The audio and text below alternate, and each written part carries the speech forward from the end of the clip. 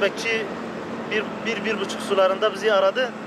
İşte su şebekesinin patladığını ve temelin içine su girdiğini bize söyledi. Biz de hemen olay yerine geldik. Saat 2 civarlarında buradaydık. Türlü destek alamadık. Ve inşaatımız yani 2 bodrumlu bir inşaattır. Şu anda yaklaşık 17.000-18.000 metreküp su dolmuş durumda. Bunun tahliyesi bile başlı başına ciddi bir problemdir. Şu anda yani bu işin sorumluları bizim yanımızda olması gerekiyor. Sadece işte bir iş makinesi gelmiş, o da burası dolduktan sonra artık bu TOKİ'ye, hastaneye yani gideceğinden dolayı bir tehlike oluştuğundan dolayı suyu kesebildiler. Sabah saatlerinde kestiler.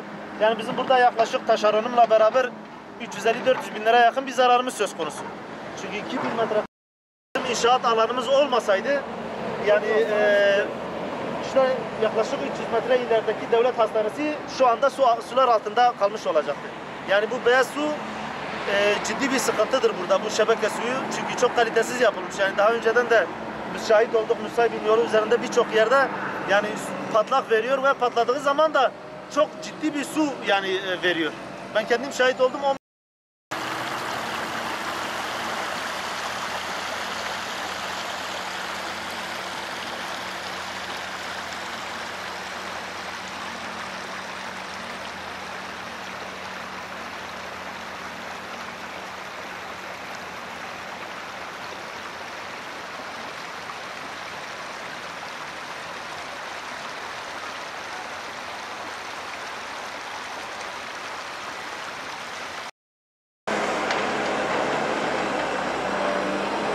Burada hemen hemen 9 metrelik bir derinlik var abi. 2 kattır.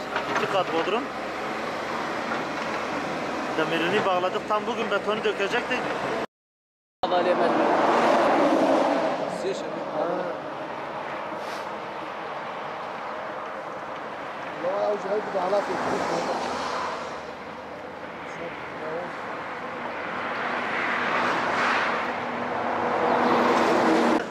Bizim bekçi bir buçuk sularında bizi aradı.